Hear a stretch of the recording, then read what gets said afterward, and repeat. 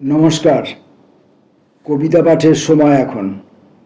আমরা কবিতা পাঠে ছিলাম, কবিতা পাঠে আছি, কবিতা পাঠে থাকব।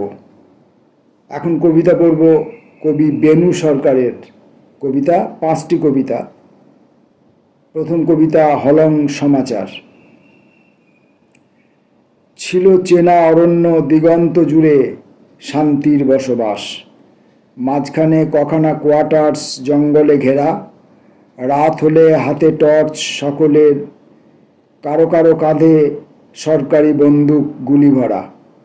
চেনা জানা লনটুকু ভরে যায় ব্রিংহনে। বিদ্যুৎ চলে গেলে নিরীহ শরীর চুপ করে পড়ে থাকে, দূরে বাঁকে ময়ূর আর একদল কুকুর।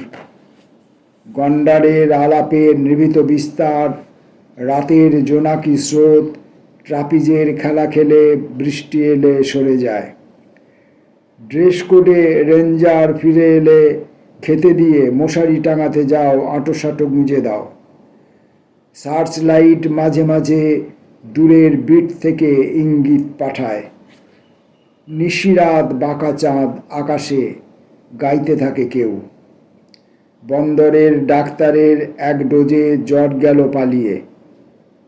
হলংয়ের বাংলো থেকে আকাশের কোণ ঘেঁষে হ্যালির ধূমকেতু আমরা দুজনে দেখি। এ জীবনে আর কেউ রোমাঞ্চের সেই রাত খুঁজেও পাবে না। নুন আর জল খেয়ে বন্যপ্রাণ চুপি চুপি সল্ট পিট ছেড়ে যায়। শুরু হয় এলিফ্যান্ট রাইড।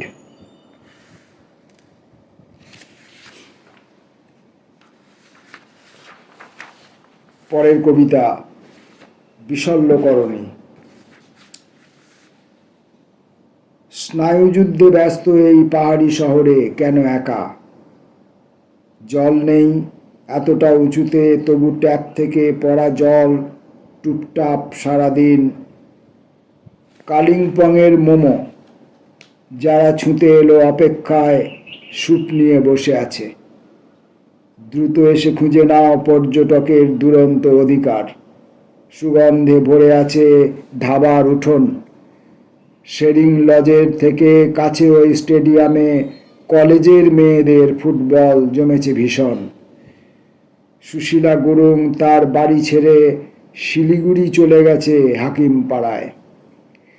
আসন্ন শীতকালে অসহায় সে। এখন তোমার হাতে আকাশের নীল আর পর্যটকের ঢল। দূরে দূরে দেখা যায় অসংখ্য হোমস্টের বাহারি ছবির ঢল। তুমি আজ ভোর থেকে কটা দিন বিশল্যকরণী।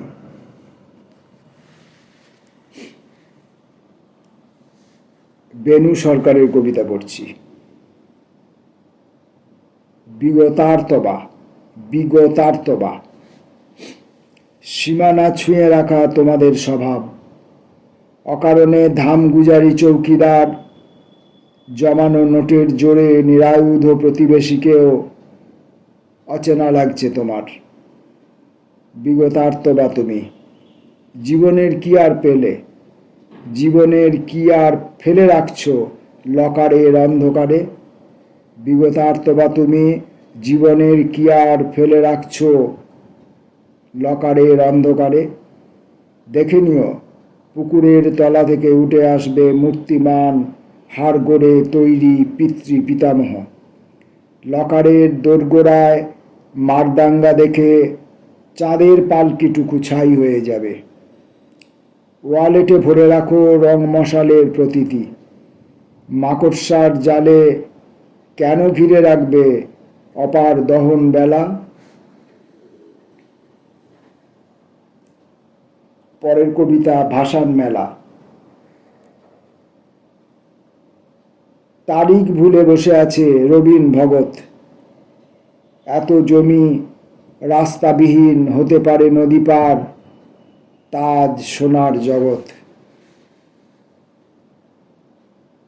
হাজার হাজার জন এই নদী পার হয়ে কে যে কোথায় গেছে স্বজনেরা। পানতাম্বুলেরে খুঁজে পায় রসের জীবন। আলোর উঠোন নিয়ে ভেবেছিল দিনের পর রাত রাতের পর দিন। করম পুজোর নামে উদ্দাম হিল্লোলে জমে আছে নদী পার। ওই যে ভাসান মেলা, আনন্দের ফুলঝুরি, রাস্তার দুপাশে সাজানো দোকানে, মাথার ওপরে প্রত্যনিক ত্বক পোড়ানো রোদ।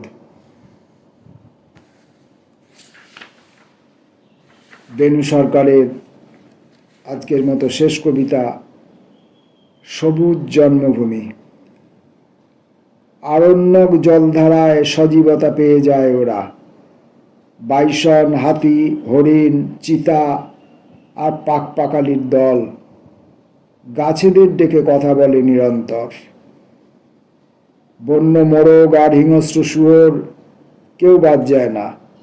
আমলকি, হরিতেকি, বয়রা, সেগুন, শালের সাথে শিরীষ, গামার আর সবুজ চায়ের দেশ, সবুজ কার্পেটে মোড়া ডুয়ার্স রানীর এই দেশে ধনেশের আমন্ত্রণে, ময়ূরের নাচের ছন্দে মনে পড়ে জয়ন্তী লেপচাখা রাজা ভাত খাওয়াতে। অরণ্যের অগোচরে মাদলে ধান তুং তুং ঢাকিনি গিজায়। তিনি সেজে ওঠেন করম পুজোয়, নদী নালা বৃক্ষলতা সেজে ওঠে। এসো আর একবার অবগাহন করি রায়ডাক সংকোষ তিস্তার জলে। বেনু সরকারের ভ্রমণমূলক উত্তরবঙ্গ